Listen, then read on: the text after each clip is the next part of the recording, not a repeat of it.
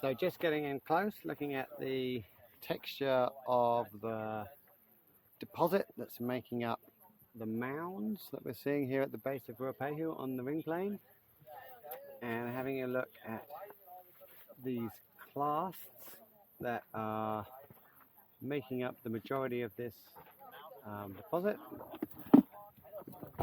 We've got these beautiful colours of yellows and reds, and that's supporting a clay matrix that I can see when I'm rubbing my finger in here. Clay matrix that's between these very angular, quite altered looking bits of andesite. You can see some of these bits of andesite are fractured in place, kind of in a jigsaw way. So very poorly sorted, big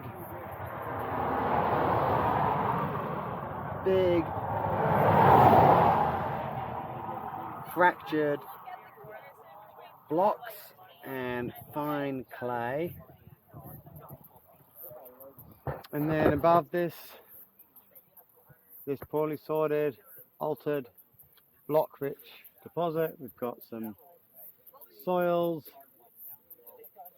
maybe some tephras in amongst those soils, but hard to see. And then on top here we've got this another poorly sorted, more matrix-rich, ashy matrix unit with nice bubbles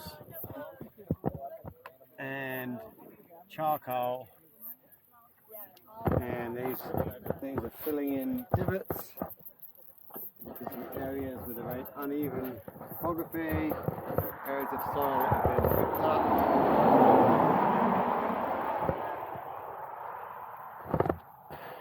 So clearly something came over the top of this mound after the mound was left behind.